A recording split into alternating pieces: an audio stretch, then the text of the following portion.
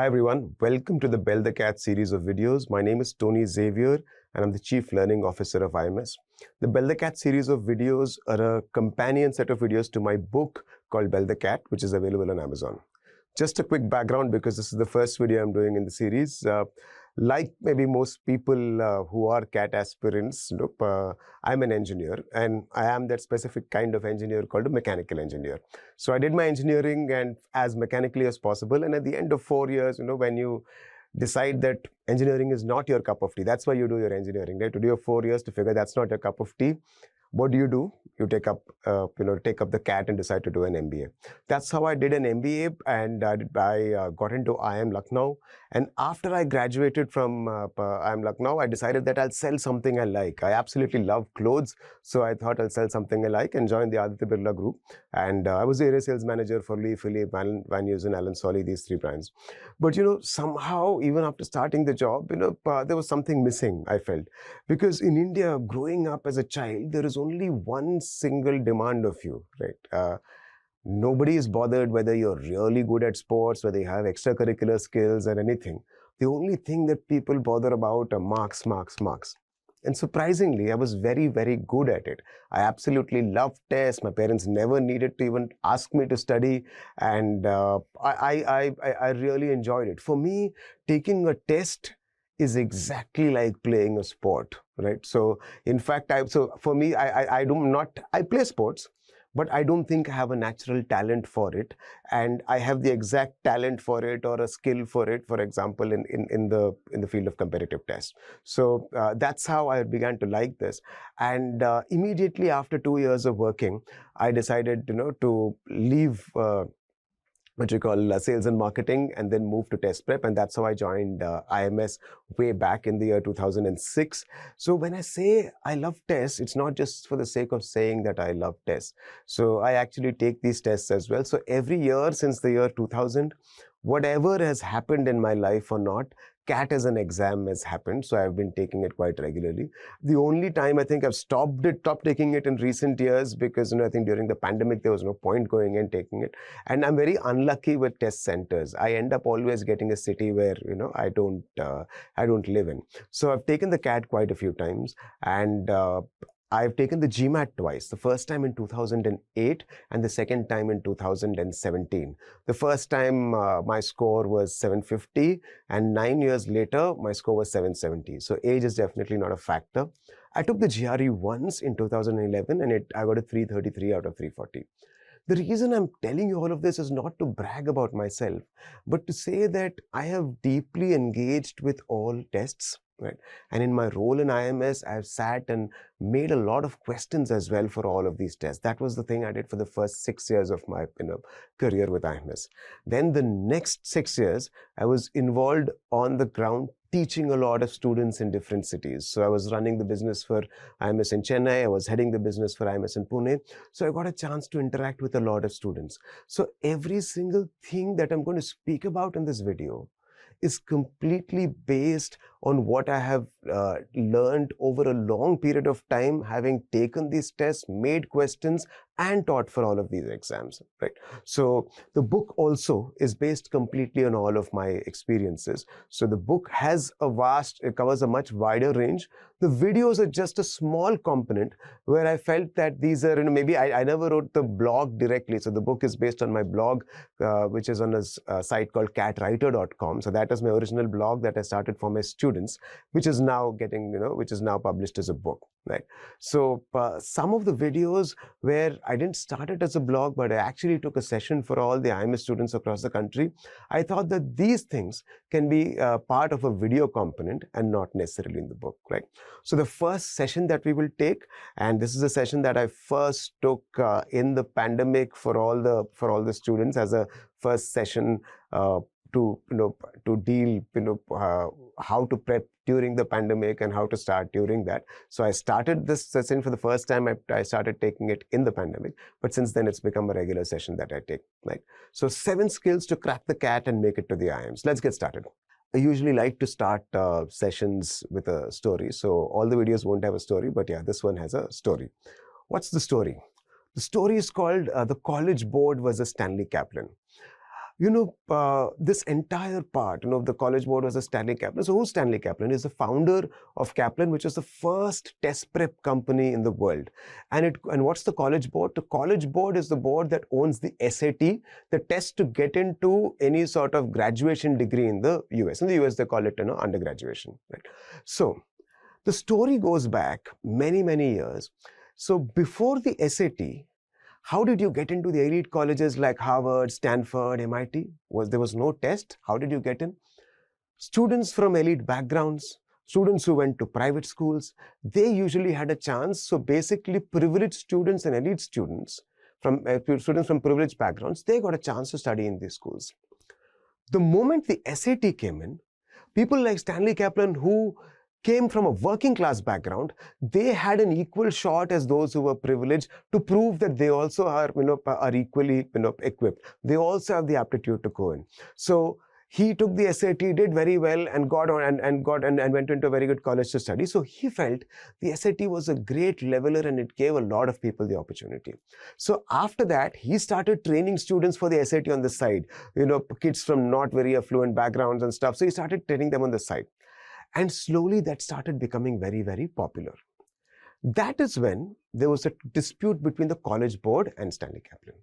The College Board felt SAT is not a test on which you can help anybody prepare. It is a scam. Nobody can train anybody to get better on the SAT because it tests raw natural talent. Stanley Kaplan felt, no, that's not true. Somebody can be trained for this and you can improve your skills. So there was actually a court case.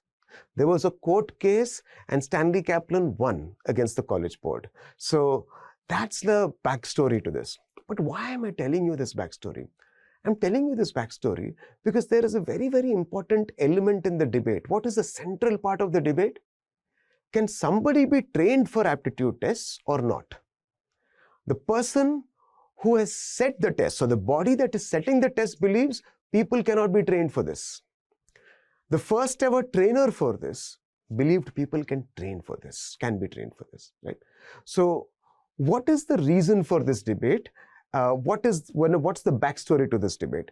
Because it's very important. That will help us understand what is the nature of aptitude testing in the first place, right? Why do I believe it's important to understand the backstory or what a test is all about is, for example, if students are coming to me asking for advice, they never straight away say, sir, how to prepare for CAT. What do they say? So this is my background. I am an engineer, but from a vernacular background, so my verbal is very, very weak. I need to really get better at quant. Somebody else might say, sir, I'm a commerce student. I've left maths for a very, very long time. How do I prepare? So everybody is giving me a bit of information about themselves so I can better understand what is in it for them or what do I need to tell them.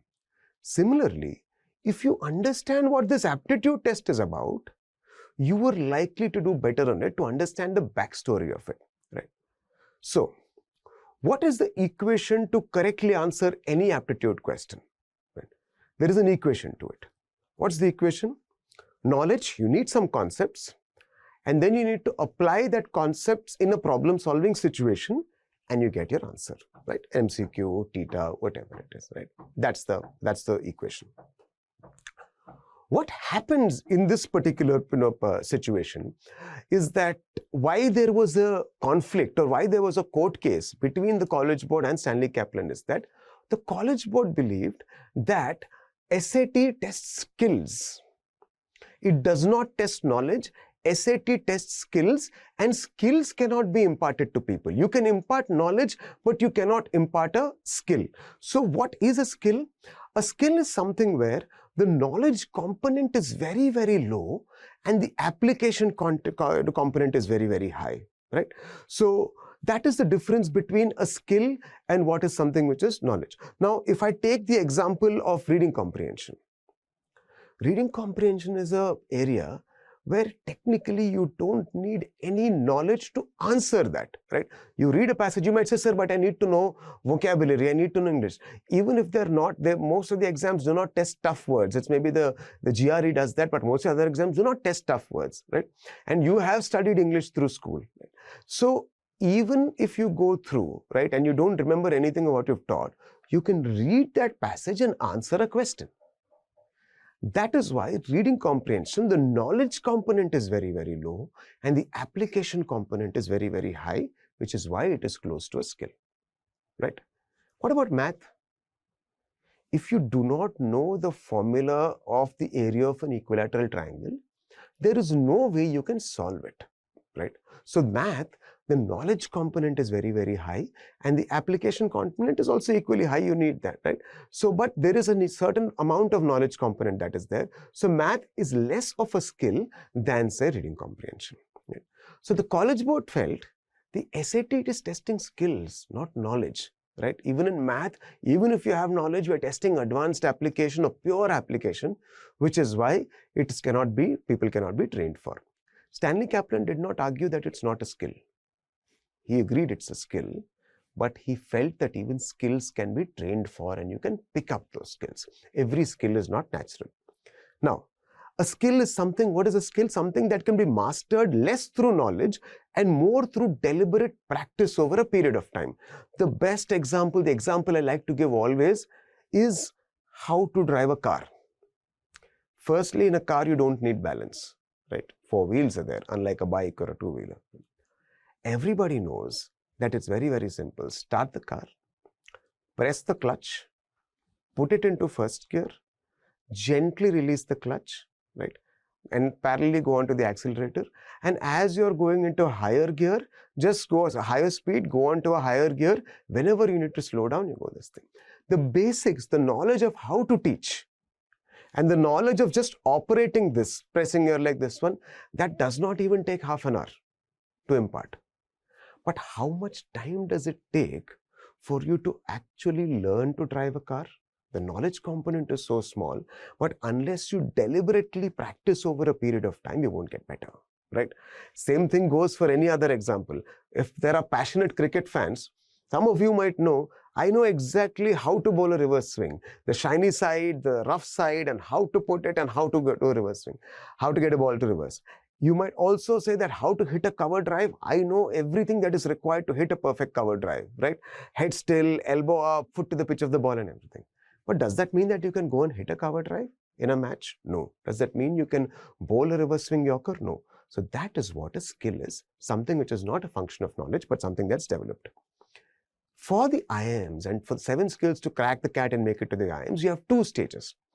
The first part is cracking the CAT. So before you get a call, you need to crack the exam. So stage 1 is the set of skills required to crack the CAT. Stage 2 is you need to ace the interviews. And what are the skills to ace the interviews? So the 7 skills revolved around this, and that is what we're going to discuss. This is the first video that I do because when people start CAT prep, they have a lot of time, right, when they're preparing.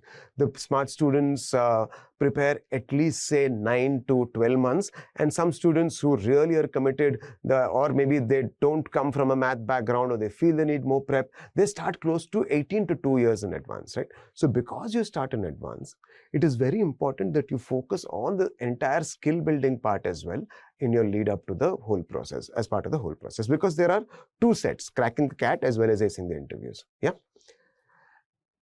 Why is the CAT a test of skills and not knowledge? 66% of the test, 2/3 of the test, 2 sections, VARC and DILR, are completely skill based. Right? So 2/3 of the test are based on skills, very few formulas and other things for you. Right? 4 out of the 9 areas, there are 9 areas, 4 in math, VA, RC, DI and LR, 4 in VA, RC, DI and LR, and 5 areas in math. 4 of the 9 areas are skill based, right? So if more than 50% of the test is skill based, where knowledge component is very, very low, that is why the CAT becomes a test of skills and not knowledge. And even among the 5 math areas, it's not that it is pure knowledge. There is a certain amount of knowledge, and there is a good amount of application there as well. So overall, this is why the CAT is a test of skills and not knowledge. And what we are going to look at is how do you develop these skills. So this is very, very important because you need to move from blindly acquiring knowledge to consciously developing skills. They're 2 separate things, right? So blindly acquiring knowledge is what? Okay, reverse swing. How is reverse swing? Shiny side on this side and rough side on the left side. That is reverse swing. You are blindly mugging things up, right? But consciously acquiring knowledge is going to the ground and playing that every single time in that format, right? That is the difference between this and in the approach that you need. Why I'm saying this is because your marks in school, so those who have taken the JEE or other entrance exams at some point of time will have an idea of what I'm saying. But those who have never taken an exam and gotten into graduation using your 12th marks, should know that your good marks in school have no correlation with your ability to crack the CAT. Absolutely nothing. Right? One, it's not based to a very large extent on memory. You can't muck things up. There are no past year papers where exactly the same questions will start appearing, though it does happen occasionally on the CAT. So it is not a question of mugging something up. So in school marks, they're a function of three things. They're a function of your commitment and they're a function of your memory. But they're not a function of your aptitude, right? So because there is also a lot of grade inflation where people, everybody, gets very, very high marks. So don't think that because you have high marks in school, you will automatically crack the CAT. You have to make this conscious shift. So stage one, what are the skills required to crack the CAT? The first and most important skill, this skill tops everything else, without a doubt, and that is reading speed. Why? Because your reading speed itself can make or break your IIM dream. I have absolutely no doubt about that. For you to be able to crack this exam and get into it, if this core skill, the number one skill is not there, it's not going to happen. Because you have to climb a mountain of words. Why do I say a mountain of words? If I add the number of words on the entire paper, on average, you have 5,000 words of pure reading to do. Now, if you have 5,000 words of reading to do, and you have an effective reading speed of around 100 words per minute, what's an effective reading speed? Effective reading speed means you read, and after that you remember something. It's not that you read and I ask you a question, you don't remember anything. So at an effective reading speed of 100 words per minute, you need 50 minutes just to read the questions. Now, if you read 50 minutes just to read the questions, how much time do you have to solve? You have under 1 minute to solve the question. Right? So at an effective reading speed of 100 only, the time pressure keeps mounting. What if you have an effective reading speed of 200 words per minute? If you have an effective reading speed of 200 words per minute, automatically you will have close to 2 minutes per question. Right? So unless your reading speed is great, you're not going to be able to attempt enough questions. So this is the make or break, because that's why the time is the biggest pressure, right?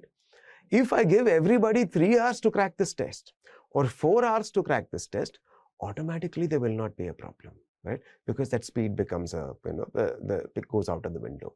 That's the difference between these two. That's the difference between college exams and aptitude tests, and that is why this becomes a huge thing, right? So the first and most important skill, reading speed, and how do you improve that? So how to develop reading speed? The only way to develop reading speed. Now, any skill that is there, right? One, you can take a slow pace and build it up over a long period of time.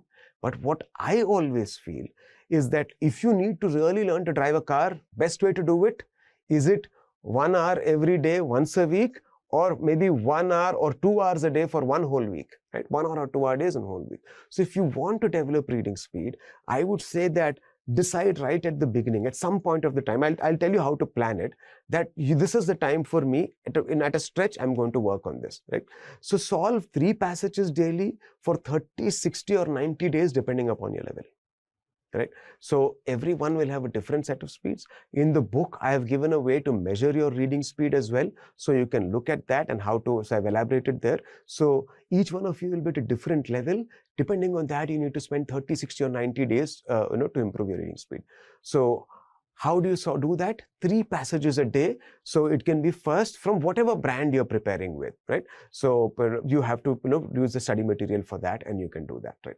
If you finish that, the next, you can use the GMAT guides. So GMAT official guides and GMAT verbal review, they're also a fantastic source to practice. 3 passages a day from that. And there is an old GRE book. called the ETS GRE Big Book. It is out of print, but you can find it online. That's also a wonderful source. It has 27 original tests of the GRE, and it'll be available online in a soft copy format. I don't need to tell you how to find that, find your way around that, right? So that is also a wonderful source to practice, and just go at this three passages a day, minimum for a month. If you find that you'll find improvement. If you feel you're very, very weak, more than that. Right? Now, this is something that is not easy. This will hurt. So I remember many years back, I think somewhere, but at least maybe close to 10 years back, when I was teaching in Chennai, I was running the MS business for Chennai. 2 students came to prep to me, and both of them from North India, and they were like, sir, we feel good coming and talking to you because यहाँ पे हिंदी ज़्यादा लोगों को समझता नहीं है, and और रोटी भी उतना मिलता नहीं है यहाँ पे easily. So when we come and speak to you, easily in Hindi and all, we feel like a good connect. So both of them said, sir, मतलब अंग्रेजी में बहुत बड़ी problem है. It's a big deal for me. How do I do? I said the same thing. My advice never changes. I said, do this. After 1 week, one guy comes back to me, one of them, and says, sir, my head is like, it's hurting. It is as if it is going to burst. I'm just not able to do this. It's so tough. I said, see, if I had a pill, I would have given you the pill, right? Why should I also go through this, effort to tell you this? Why should you also go through the effort? But unfortunately, there is no other way, right? It is not any different from, say, the first time what I experienced when I was trying to learn to drive a car, right? The first time you'll think that you have to concentrate so much. You have to look at all 4 sides. You don't have any understanding as to how big the car is. You're constantly thinking you'll bang into something, right? Once you learn what happens, you can be aram se talking to somebody on the phone and everything becomes an autopilot. First time you go to the gym, first week, your entire body will hurt, right? This is the same thing. The brain is also a muscle, right? And when you're putting stress on it with things that it isn't used to or it isn't naturally doing, it will hurt. But eventually, that same weight will start seeming okay. And you'll feel that, oh, I need a heavier weight to this thing. Now, this student, out of the 2 people, one of them, the person who said it's really hurting, he stuck to it because I told him he has no other option. And he did well. He didn't crack the CAT, but he cracked another test, NMAT, which is also like a speed test. It's not very easy to crack. He cracked NMAT and joined NMIMS in Bombay. And he had got great outcomes after that, right? There is the other student who actually didn't do anything. He was like, yeah, okay. And he reached out to me later and I was like, what happened? He said, nahi sir, kuch zyada nahi hua, right? So the advice is always the same and it will always hurt. It just depends on whether you follow it or not. Now, what is important is when you're solving this, you solve using the right method, right? I felt that every time, say, anything that you learn casually on your own, say like playing cricket, right? Or even say learning to drive a car, your skill will be you'll only reach one level, right? Unless you naturally are born to do that, right? But anything time you learn professionally or formally using the right technique, you will be much better. I'll give you a simple example. As a child, I used to play a lot of cricket, right? You play a lot of cricket at home. Every place, single place, the first thing you look at is where can you draw a wicket, right? So that's the first thing. Every place you go to, you see where can I draw a wicket, right? So every place we used to play cricket, and even though you're very, very, you're in engineering college also, you're still playing on the terrace. Everybody's preparing for the exams in the middle, they're playing terrace. So I was playing on the terrace, I think somewhere 2nd year or 3rd year of engineering, I think I was playing on the terrace. And one old friend who was 11th, 12th friend, he came to play with us. And he was playing professionally at some club level and he had the training. Now, when we are playing in a terrace, we are constantly thinking the ball should not go out because even if I hit slightly hard or I have a bit of a follow through, the ball will go out and it will be a problem. Either we'll get out, that's a separate thing, or you'll have to keep going down, right? So we're always scared of hitting hard or having a follow through. This guy is hitting a shot with a full follow through. The bat is finishing behind his back, but the ball is going completely on the ground. It's not going into this thing. And I was absolutely shocked how he was doing this. That's because his technique was absolutely perfect, right? So you have to ensure that you're solving using the right method. I've covered all of this in the RC videos. There are 2 videos for RC where I've covered the 5 pauses technique. It is very important to develop good solving habits right at the beginning. So before you start solving or to going to that, let me improve my reading speed process, first look at the 5 pauses technique and only then go start solving. Some of you will have a question. Sir, what about reading newspaper editorials? Is it important? Yes. Reading newspaper editorials is important. But I personally believe it's not for RCs, it's for something else. Why do I believe so? Because the passages that we have, that IMS has in its material, that everybody has, when we make RCs, they are anyway taken from articles and magazines and editorials, right? So you don't need to go hunting for that. The second thing is, you're reading. But how do you know whether you're comprehending anything? You're reading the newspaper. Somebody has written an article. How do you know you understood anything? So they do not test your comprehension. Right? You might play as much as possible in the nets, but playing the match is completely different. Right? So do ensure that you're doing this. You're absolutely, so I think this is the best method. Should you not read newspapers? Yes, that's for a different reason, for a different skill. I'll come back to that later. Right? So how to develop reading speed? This is the first particular skill, and this is how you do it. Next skill, reasoning speed, right? Skills and application. We say, it's a skill means application. What is application? Application is nothing but your logical reasoning abilities as to how do you reason. So you need to develop fast twitch reasoning muscles. Why fast twitch reasoning muscles?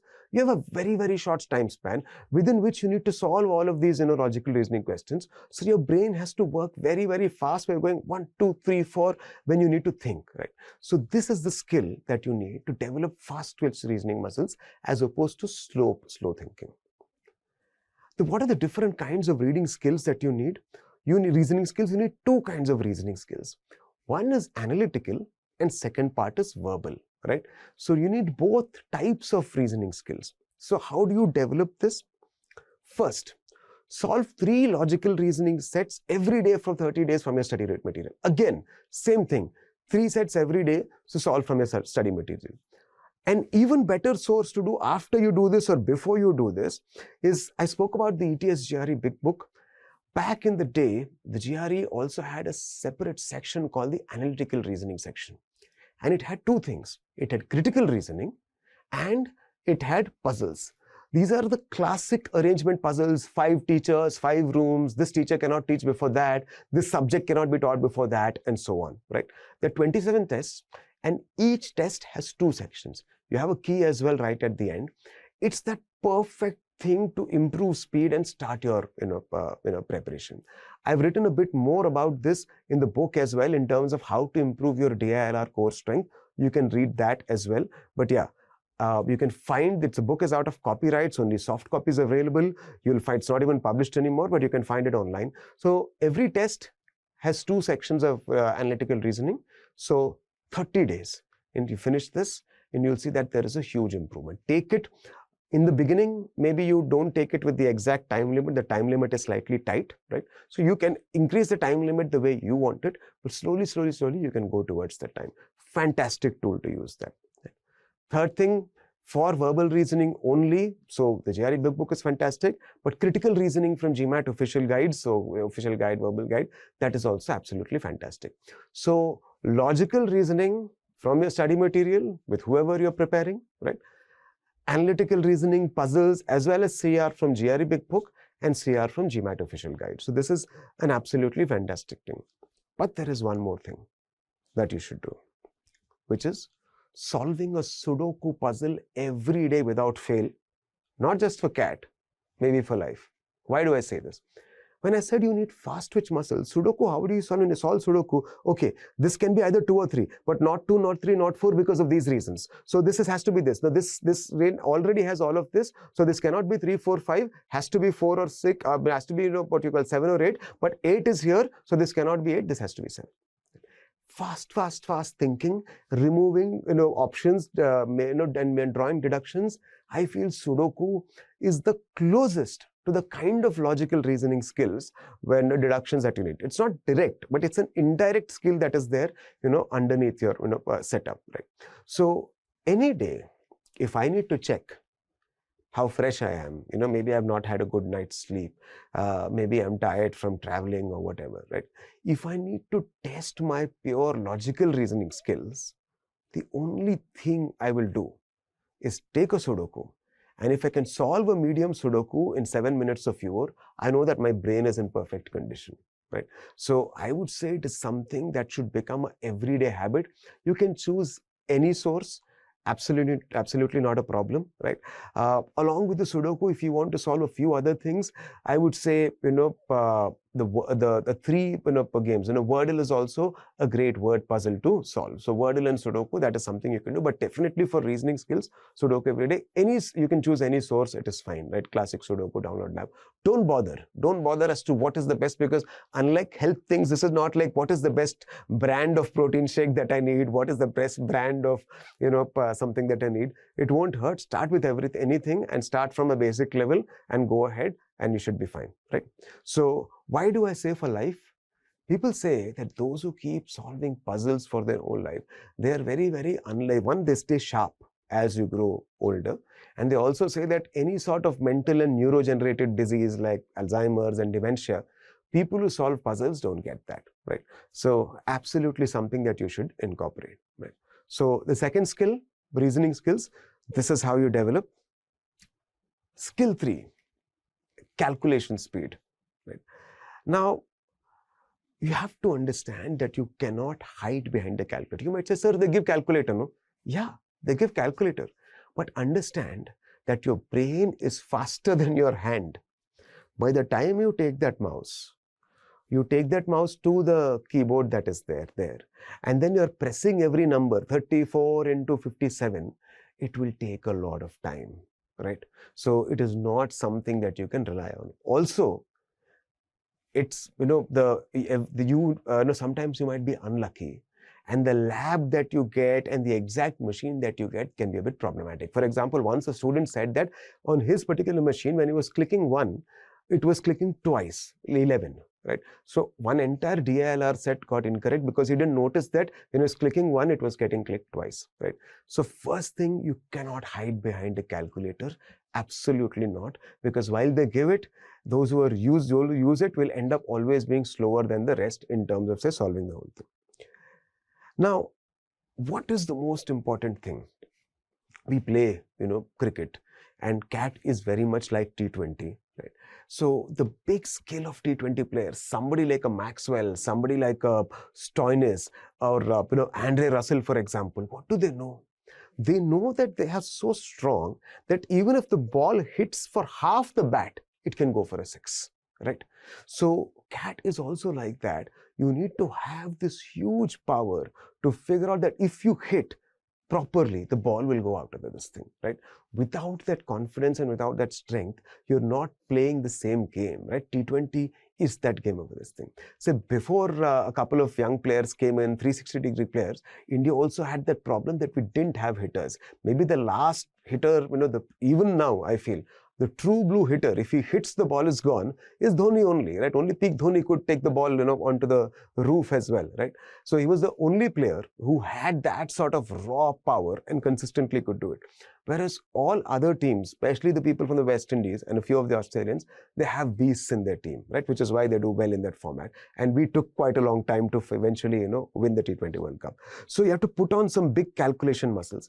You have to realize that it's not just for CAT, it is the most relevant skill for an MBA both during and after this course. Why do I say that? Once you're in a business scenario, you're constantly looking at numbers. For example, what's the sales like? What percent of target? Oh, it's the middle of the month, but we're only 20% of the target. What's the sales up by 10%, down by 15%? People are constantly doing this calculation in your MBA. Do you think at that point of time you will be bringing your calculator out in a discussion with all your colleagues and you'll be calculating? Absolutely not. You cannot be doing that. My friend, and people I know from the business community, they've not taken the CAT or anything else, and they've not done their MBA and stuff. And some of them have done, but not necessarily taken all the tests, gone abroad, studied in some college, came back. All of them, they might not be able to solve reading comprehension or geometry and all of that, but their number calculation skills are super fast. They'll immediately know 10% upar hai, 20% niche hai. They can't do that because you can't be in business and not calculate fast. Yeah. Another reason why calculation muscle is important is that it's not that you're always doing big calculations. To solve a CAT question, there are many micro calculations in the middle, and there is a lot of time that can get lost in that micro calculation, right? So I know that some students are as good as me as far as, in terms of concepts and everything else. Both of us maybe will take the same time to understand how the problem needs to be solved. But from the time that they start solving to the time that they're finishing, I will beat them because of the calculation speed, right? So you have to account for all the time taken in the middle to solve the micro calculations, right? And this is what you can count on the slog overs. It's a 2-hour test. You'll be tired by the time you reach the quant, right? By taking the test and everything. And right then, in the last part of the exam, which is the slog overs of the exam, where you need all the calculation skills and all the speed to solve, that is what will matter. How much calculation muscle do you have?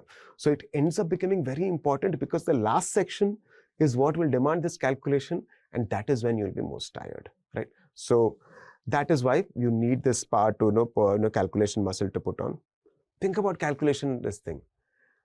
Calculation skills to an aptitude taker, what fitness is to a sportsman, right? Those of you who watch sport, you watch those videos of Virat Kohli, right? Because of fitness and everything that's required. You watch, about how many sit-ups Cristiano Ronaldo does, right? So we know all of this, right? So, but you need to know that that is not only for sport. This also needs that, and this is that exact speed. Calculation speed is your speed in terms of fitness and running speed and weightlifting capability and stuff. So how do you develop this? You just have to mug a few things up. Multiplication tables from 20 into 20, right? You need to remember that every single time. You need to remember that multiplication tables from 20 to 20, right?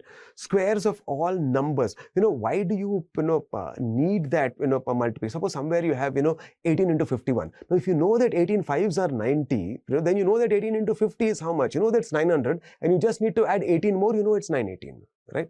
So it's not that somebody is going to ask you tables, but somewhere in the middle of the problem, you need to do this, right?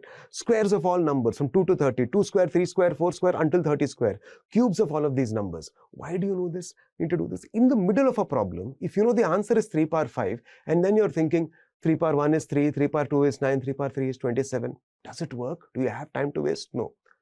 Most people want to do MBA to do why? They don't want, those with work X feel that, no, I don't want to do this regular job. I want to do strategy. I want to do high-level thinking. So if you want to do high-level thinking, strategic thinking, then in the CAT, you should stop doing the donkey work in the exam, right? You should suddenly remember all of this. So these are those core skills. You don't have time to calculate this in the middle of the exam. So squares of all numbers from 2 to 30, cubes of all numbers from 2 to 12, powers of all numbers from 2 power 1 to 2 power 12, 3 from 3 power 1 to 3 power 6, and 6 from 1 to 4. And from 7, you just need the cubes. Most important thing right at the end, percentage to fraction. 1 by 2 is 50%, 1 by 3 is 33%, 1 by 6 is 16%, 1 by 7 is 14%. You need all of this information easily to go back and forth, because you're seeing a pie chart to solve, and the pie chart says 14% and total is 840. Now, if you're sitting and doing 14 by 100 into 840, you're not solving a CAT question, right?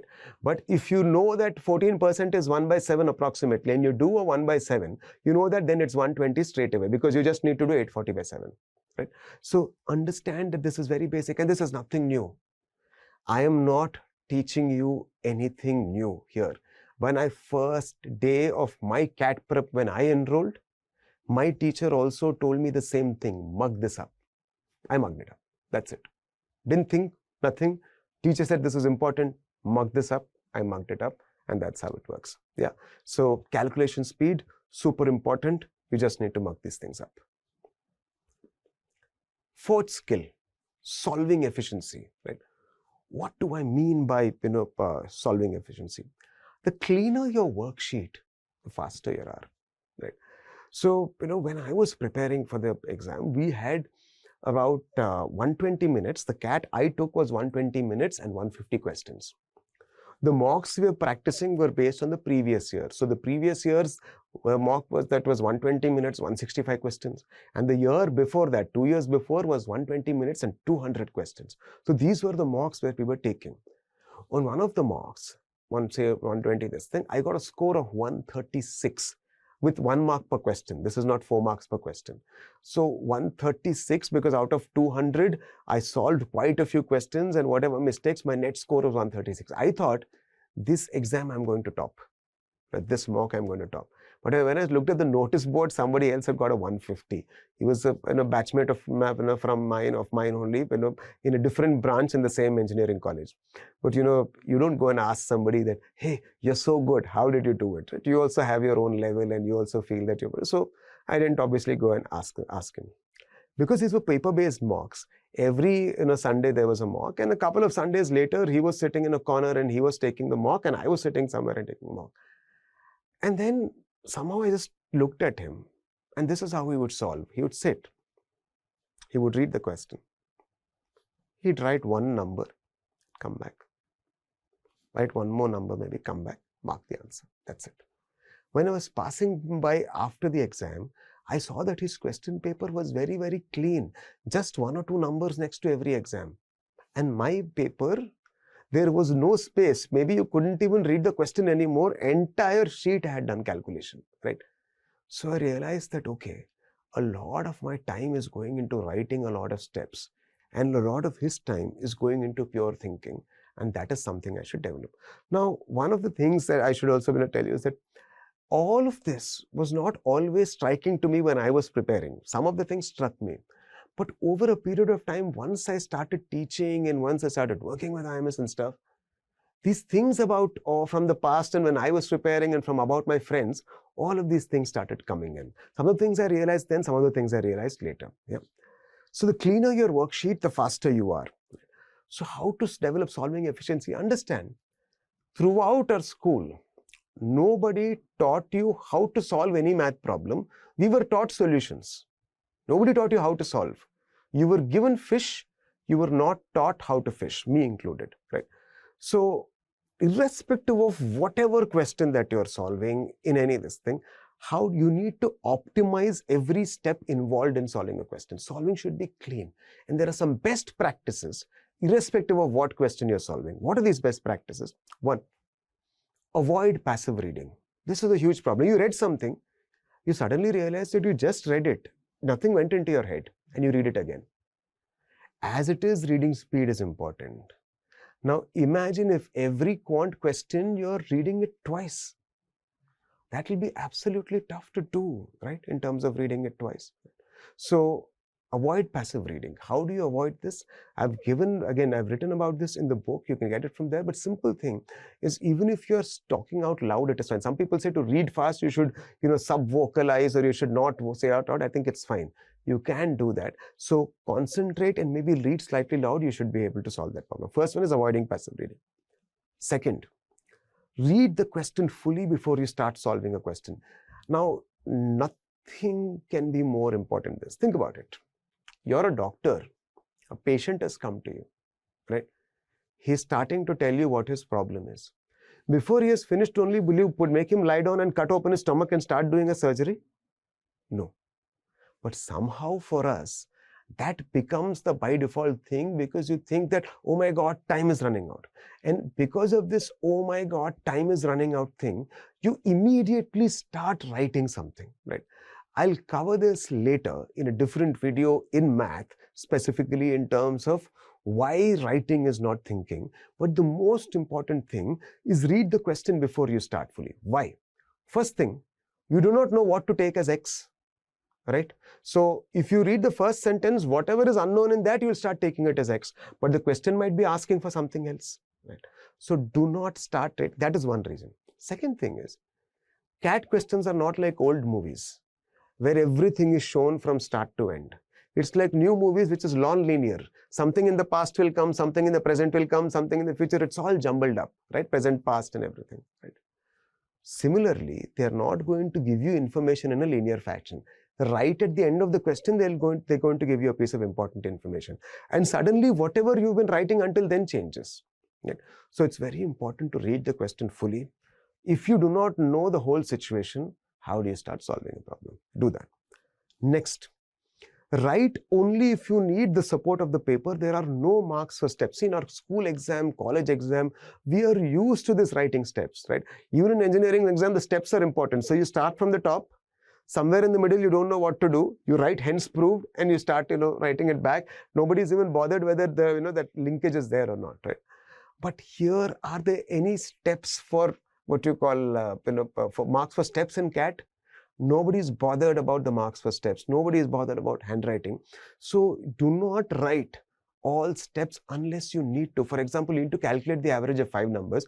I've started seen students writing 23 plus 22 plus so and so and then drawing a line under and 5. No.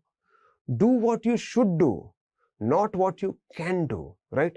Add the numbers in your head, right? If you need to write down and add also, don't draw the plus sign, don't draw a line under it, right? So do what you should do, not what you can do, right? Don't write all the steps unnecessarily, right? Don't duplicate information. Why is this very, very important? So when I mean all the steps, for example, you see that 2x plus 3y is equal to, what you call 5x plus 2y. Don't take this 2x this side and then y this side and write that and then do this. Take it that side and say 5x minus 2x is 3x and this is, this is 2y and this 3y comes here, it becomes this. So because basically it becomes 3x minus y is equal to 0 or x is equal to y. So do a couple of steps in your head. You don't need to write all the steps. It is a tendency for even the best students. So when I was teaching in Pune, there was a student who came, he had taken the CAT, he was already working with a very, very good consulting firm. And he said that, sir, I got a decent percentile, I got 90-95, but I'm already at a pretty good salary. So unless I go to a college which gives me a much higher salary than what I'm earning, an MBA won't make sense. So I need a higher percentile. So how to prepare for a second attempt and everything. Whenever anything of this sort happens, what I do is I simply throw a question and say solve. I throw a question, other student solve. He sat and very nicely wrote all the steps involved in solving the question. Right. And back in the day, there were more questions on quant, right? There was 34 questions and he solved around 22 questions, right? And because when it was a 170-minute paper, he solved 22 questions out of 34 or 20 questions. He made a few mistakes. To get his desired percentile, he needed much higher. Now, I asked him a simple question. On 22 questions, if you save 30 seconds, how many minutes are you going to save? 30 seconds is half a minute. 22 questions means 22 halves are how much? 11 minutes. That 11 minutes means another 4 to 5 questions that you could have shaved off. And in every place, you need to do this, right? Remember, you're playing a T20 match, right?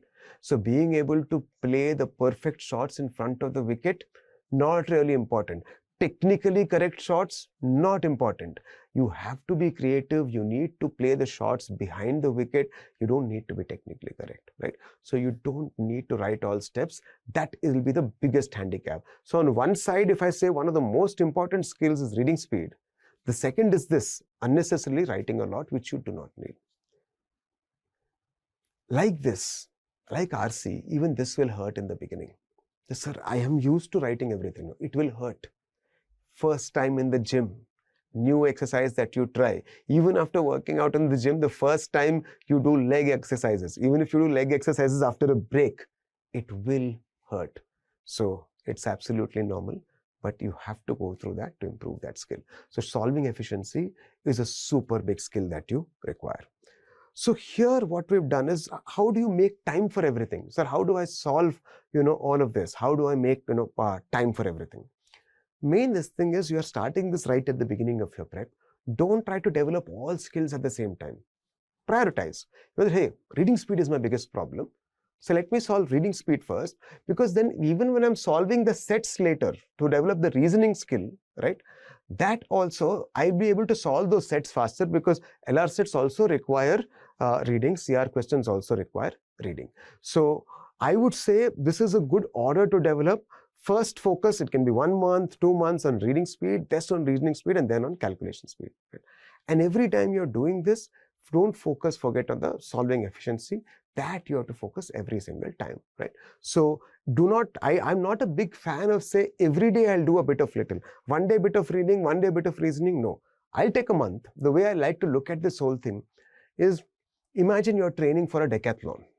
10 different events, right? What do you not imagine that you need to learn 3-4 things: cycle, bike, and car.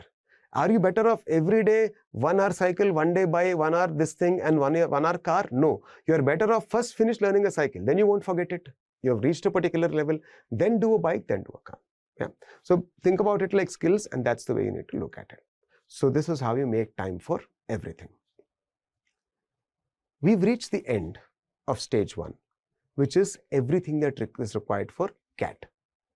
Now we'll look at stage 2, which are the 3 remaining skills that are required for VAT, GD, and PI. Right. So stage 2, what are the skills required for stage 2, the VAT, the GD, and the PI? Now, how many people do they call for a seat, right? On average, for every seat that they have, any B school will call 4 people, right? They'll call 4 people. So the chances of you cracking that are 25%. Sir, but if I have higher percentile, won't I get it? One of the things you need to know that your scorecard will not be visible to the panel when they're taking it. So they have no idea. Most cases, 9 or 10 times, they're actually evaluating you. They feel that at the second stage, now you've got all marks for 10th, 12th, grad, this, that, CAT score, that is done. Now, second stage will be a complete knockout stage where you either have this ability to get into an IIM or you don't have the ability to get into an IIM, right? I'll discuss this in detail later in the other videos that you will see on VAT, GD, and PI, right? Now, so for one seat, they call 4 people and 25% is the chance, of making it, right? I have a good friend, 100 percentile on the CAT once in his first attempt. Did not crack it because the panel had no idea that he was 100 percentiler. And in the interview, he did not know well enough. He got the next year, he had gotten into, one of the IIMs. Yeah. So it's not easy. When do you get the calls? So the CAT you take November end, and you'll somewhere get the calls for the IIMs and other schools will start coming in somewhere in first week of Jan to mid-Jan to third week of Jan. When will your first interview be? Your first interview can be as early as the last week of Jan. And maybe in some cases, all your interviews will get over before the second week of February, right? So between the results and your first interview, you can have as little as 1 week to prepare. Right? And between the results and all your interviews, that entire process can get over in 4 weeks. Do you think in 4 weeks, you can develop all the skills required to beat this 25% probability? Absolutely not. Unless you already have those skills. So when I'm listing the skills, if some of you already have all of the skills, fine. You don't need to think about this. But otherwise, you have to start building those skills now. Every year, we only look at the 1 student out of 4 who's making it. But what about the other 3 students? Why did they miss out? Because they don't have these skills, right? So let's look at what these skills are. What does the panel want to test? Right? The panels want to test something. What are the products the IIMs and other B schools are selling and to whom? This is an important question. What is the product that an IIM is creating and who is it selling to? An IIM is creating MBAs and it's selling to corporates, right? But then I know it might not sound like a good thing to say, but yeah, understand the intention behind it. The products are the MBAs that an IIM is producing and they're giving that to the corporates, right? Now, before they come in, they need to ensure that the raw material is great, right? Because why do they do this? If these skills are not important, every year, all the professors go to so many cities, they make panels and they do this interview process. If this was not important, just give it based on the written test, no? Why go through all of this headache? They need to go through all of this headache because they know that only the aptitude skills are not enough. To be an MBA, you need to function in the world, you need to create products and services, and you need to manage people, you need to have to potentiate and lead people. They want to check if you have the potential to do all of this, right? So they have to check if you have the potential to all of this, and will a corporate fee also feel that you have the potential to do all of this? So in short, the panel wants to test, are you placeable? If you go into an interview in an IIM with a big corporate, are they likely to select you or not? The panel want to test, are you placeable? Now, they are not looking at absolute skill that everybody has to be like a Harsha Bhogle in terms of their communication skills. No, it's not possible. They don't want to do that, but they want to see overall, do you have the potential? And when you do that course of 2 years, because there's enough and more in those 2 years, will you be transformed into somebody, or will that raw material is there for you to be transformed into somebody with all of these skills, right? They're only testing for potential. So placements, what happens? Unlike CAT, there's no essay, placements are complete group discussions and personal interviews. So what they want to test is, if you get into a group discussion and a personal interview during the placement process, do you have the skills to crack that? Yeah.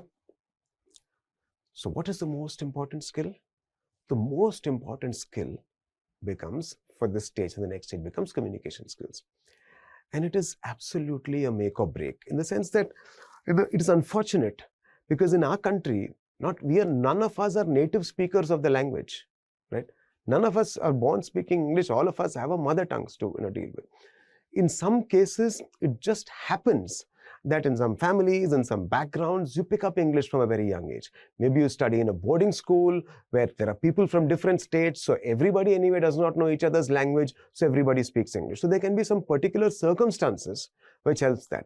I myself, I was very, very lucky because of one reason. I didn't, come from a, not like a, privileged background or anything, from a small town. I was born and raised in Vizag, studied in a convent school, but there was one stroke of luck that happened. Back in the day, there was a lot of Anglo-Indian community also, right, who were there in Vizag, and most of the women were teachers. So from UKG, because there was no LKG then, from UKG to 3rd standard, all my teachers were Anglo-Indian teachers. Now, if all the teachers are Anglo-Indian, I'm not hearing poor English at all. I'm hearing the right pronunciation. So I feel that was a huge stroke of luck, that it came by naturally, because it's not like my parents knew it or anybody else knew it.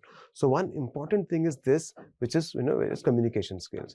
And I know for a fact that if I'm doing a GD with a set of students in Chennai, and I suddenly say, this GD is not going to be in English, but it's going to be in Tamil, straight away, the person or the student who will get selected will change, because suddenly there is a huge confidence. I'm not scared about, scared to speak. I'm really confident in my mother tongue. So the problem for most students is that with English is, they're always translating from their mother tongue to English and then speaking, right? And when they're reading English also, there is this translation that is reversed that is happening, right? This translation slows you down, right? Eventually it will slow you down and won't have confidence. So when somebody is speaking, you're thinking and you're doing that translation and going. And this is, say, even people who are reasonably good with English also have told me, yeah, this translation happens in their head, right? But managers and leaders are pitching ideas all the time. Ideas for new products, ideas for new strategies, you're pitching ideas all the time. So, and you're pitching ideas to a group of diverse people from different, language backgrounds in India. So you need to eventually, at some point of time, I'm not saying immediately, for a period of time, you need to think in English.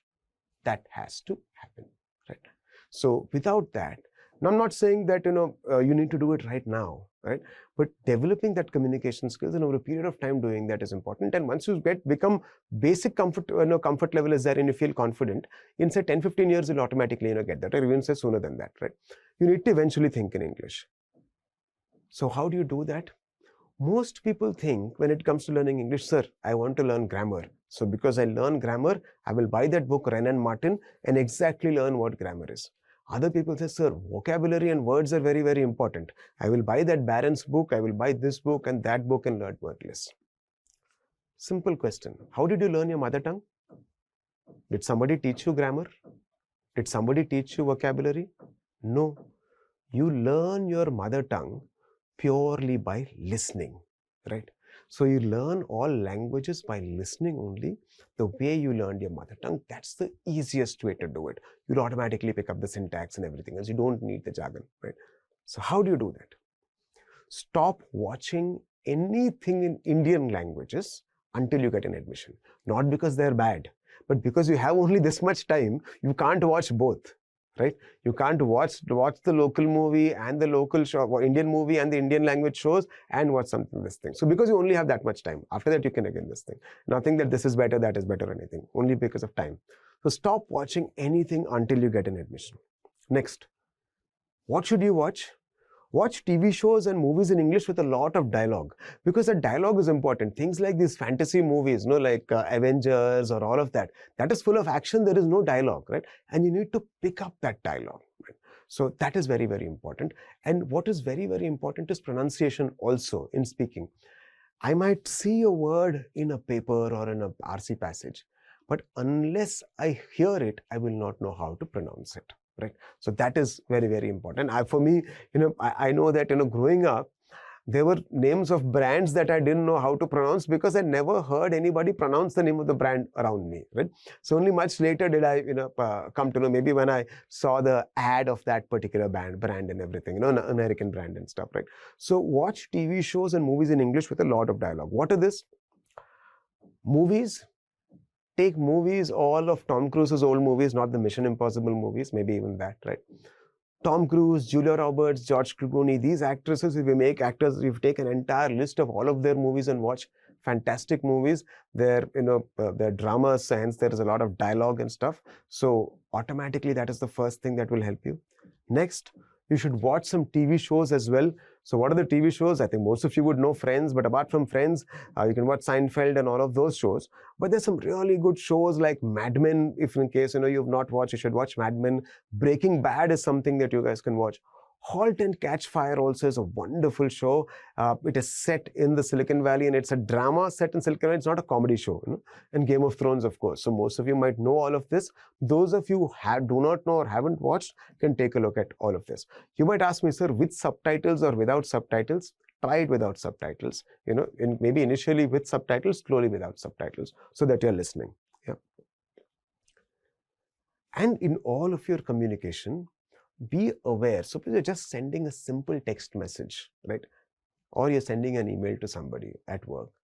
Be aware of your capitalization, spelling, and grammar, right?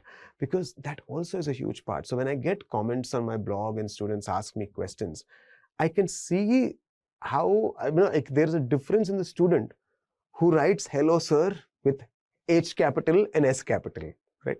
Who's taken care to ensure that the grammar is okay and there is this thing. Now, you have ChatGPT to correct all of that. But even so, it's a simple thing in a new language. When you're writing and speaking, doing it cleanly is important, right? Because you're not going to write the same kind of messages and everything once you start working, right? So treat this CAT prep as a way to begin becoming a professional for those who are still in college and those who are not working. Those who are not working will know this, right? So this is the way to focus on your work on your communication skills. Next skill, general awareness, right? We know that in their placements, they have these group discussions. I told that they want to test whether you're placeable, right? So there are group discussions, and for group discussions, the topic is such that they'll give you a very, very generic topic. I even remember right now, and how do you connect those topics to current affairs and everything, right? I remember that in the Cadburys, when they came to campus for campus placement, I was there, I was in the group discussion, and the topic was pester power was the new mantra.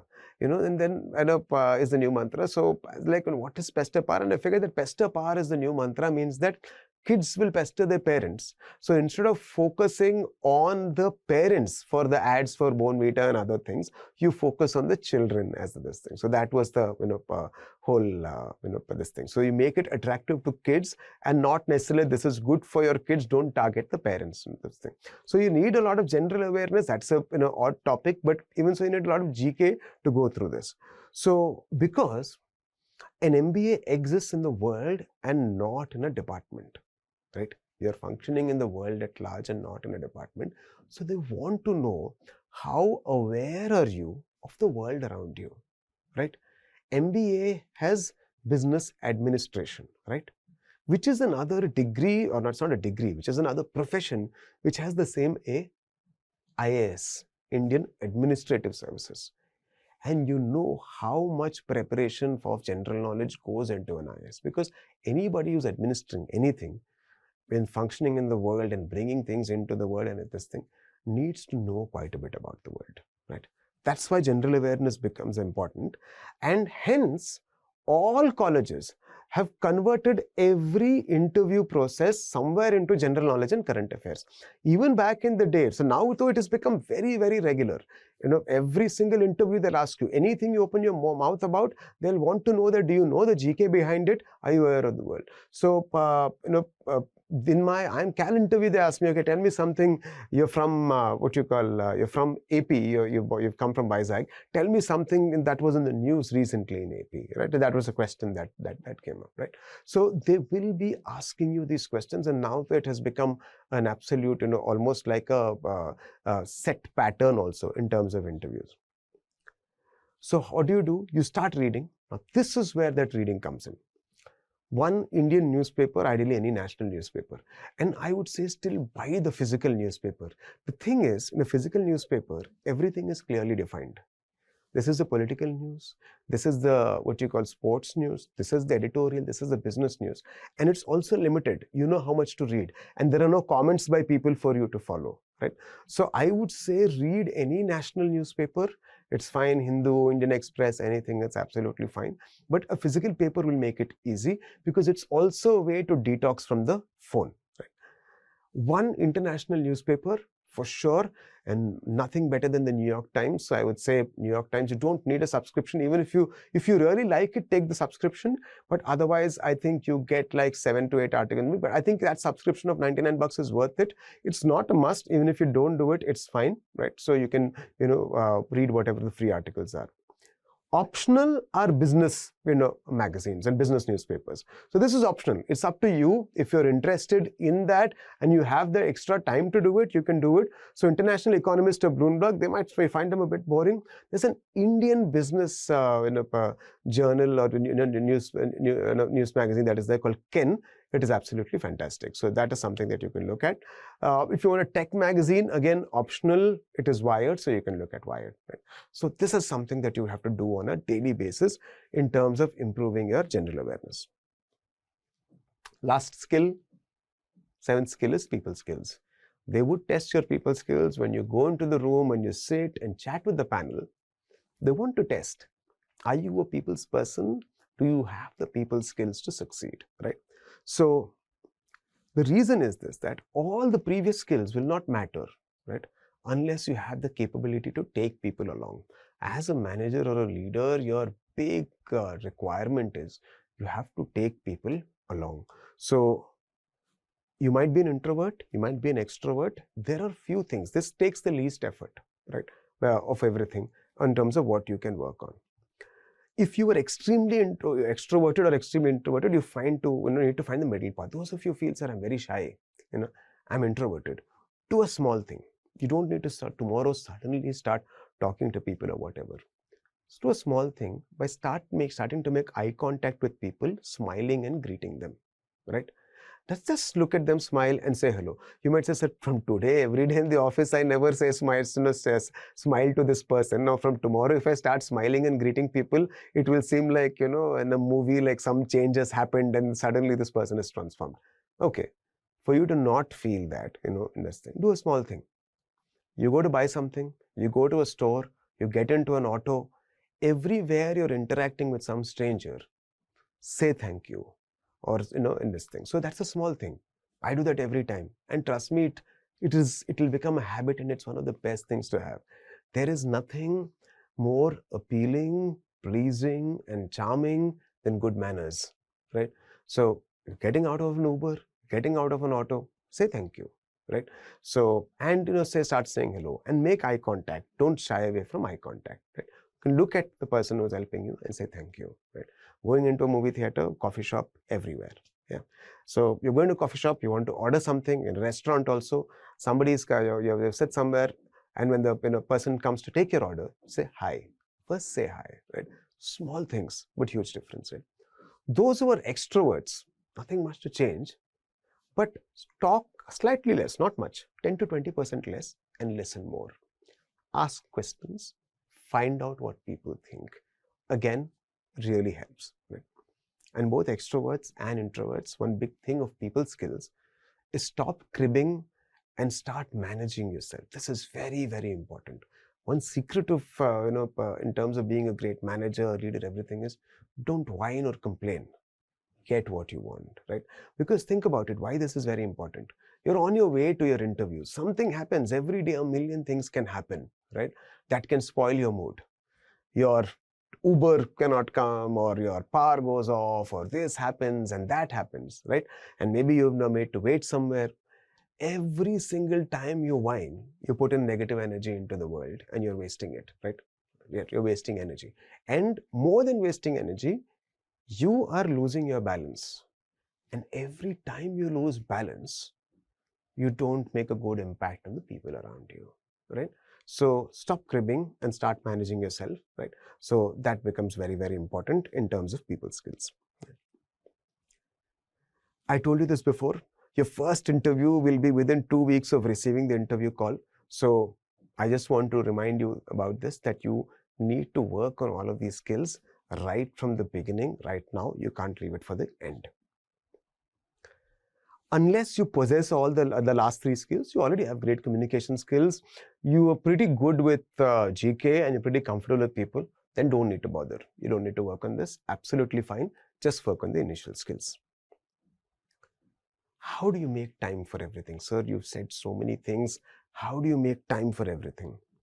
Firstly, remove Facebook, Instagram, YouTube, and Twitter from your life temporarily, right? Remove the apps.